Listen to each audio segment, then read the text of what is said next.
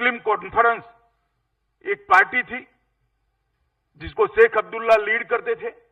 उन्होंने एक आंदोलन चलाया कि महाराजा का गवर्नेंस ठीक नहीं है, उनको हटाया जाए या मुस्लिम शासक का अपॉइंटमेंट करा जाए। और ये मुस्लिम कॉन्फ्रेंस का 1930 से आंदोलन चला। मैं इसलिए बताना चाहता हूं कि ये बातें कहीं पर भी सरफेस पर नहीं है। 1930 से चला कि यहां शासक बदलना चाहिए, और यही दुविधा के अंदर महाराजा ने भारत के साथ जुड़ने का प्रस्ताव नहीं स्वीकारा कि हम जैसे ही जुड़ते हैं शेख अब्दुल्ला को शासक बनाएंगे तो हमारा क्या होगा। हमारा तो 30 से 47 तक 17 साल का झगड़ा है। विश्वास नहीं आता था, इसके कारण दुविधा हुई। और बीच में एक काम हुआ, 1930 से जो मुस्लिम कॉन्फ्रेंस चलती थी उसका नाम बदलकर नेशनल कॉन्फ्रेंस कर दिया गया, ताकि एक सेक्युलर फ्रेमवर्क में अलग दृष्टि से देखा जाए। तो मुस्लिम कॉन्फ्रेंस नेशनल कॉन्फ्रेंस के रूप में परिवर्तित हुई। और महाराजा थोड़े इधर उधर करते थे कि भाई हमारा तो स्वतंत्र राज्य रहेगा, मगर 20 अक्टूबर 1947 को पाकिस्तानी सेना और कबीलाइयों ने मिलकर जम्मू कश्मीर पर हमला कर दिया और तेजी से वो श्रीनगर की ओर बढ़ने लगे, बहुत तेजी से बढ़ने लगे। कोई रक्षण की व्यवस्था नहीं थी, महाराजा की छोटी मोटी अनट्रेन्ड सेना थी जिसका कोई अस्तित्व नहीं था, और उस ओर से ब्रिटिश सेना और कबीलाई इकट्ठा मिलकर आक्रमण कर रहे थे। और 26 अक्टूबर को अंततोगत्वा महाराजा की ओर से पत्र भारत के गवर्नर जनरल को भेजा गया कि हम विलय के लिए तैयार है, भारतीय संघ के साथ जुड़ने के लिए तैयार है। 27 अक्टूबर को गवर्नर जनरल ने पत्र को स्वीकार कर लिया और भारतीय संघ के अंदर कश्मीर का विलय हो गया।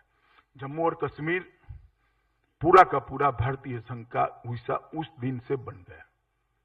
जैसे पंजाब में कपूरथला बना है या गुजरात में बड़ौदा बना है, इसी तरह से जम्मू एंड कश्मीर पूरा का पूरा पाक ऑक्यूपाई कश्मीर समेत भारत का अभिन्न हिस्सा बना। 27 अक्टूबर को भारत की सेना वहां एक दिन की भी देर करे बगैर सरदार पटेल के इनिशिएटिव पर गई। ये प्रक्रिया चल रही थी, उसी वक्त सेना को रवाना कर दिया गया था। जब वहां उतरे, लड़ना शुरू किया, एक के बाद एक इलाकों पर सेना विजय करती गई, खदेड़ते गए। पाक घुसपैठियों को भी खसेड़ा, पाकिस्तानी सेना को भी खसेड़ा, और जब हम निर्णायक स्थिति में युद्ध जीतने की स्थिति में थे, अभी बहुत बड़ा हिस्सा जिसको आज हम पाक ऑक्यूपाई कश्मीर के रूप में जानते हैं, वो पाकिस्तान की सेना के कब्जे में था। हम युद्ध जीत रहे थे, कोई दबाव नहीं था, सेना का हौसला बुलंद था, पूरी देश की जनता सेना के साथ थी, हम विजयी हो रहे थे, कोई बहुत बड़ी कुर्बानियां भी नहीं देनी पड़ती थी। मगर अचानक ही युद्ध विराम घोषित कर दिया, और जब युद्ध विराम घोषित किया तो अपने आप दो खेमे पड़ गए।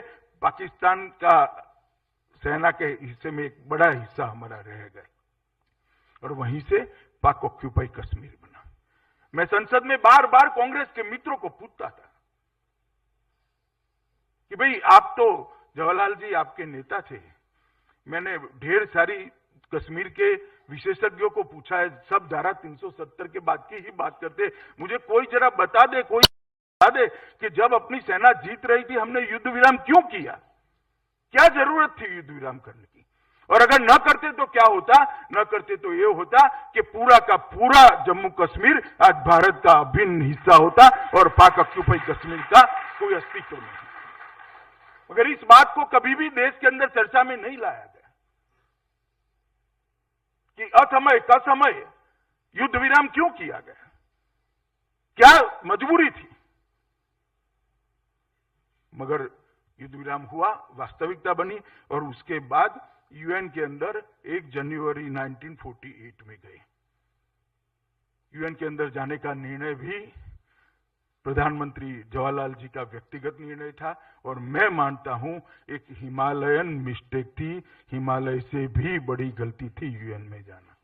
ये दो देशों के बीच का मसला था, और यूएन में जाने के लिए चार्टर का भी गलत सिलेक्शन किया गया। चार्टर 35 में गए, जो विवादित क्षेत्र के लिए बना है। 51 में जाते तो हमारे भूमि के हिस्से को, देश की भूमि के हिस्से को इन्होंने कब्जाया है, इसी चार्टर के तहत जाते तो आज झगड़ा ये न होता कि इसकी मालिकी कौन सी।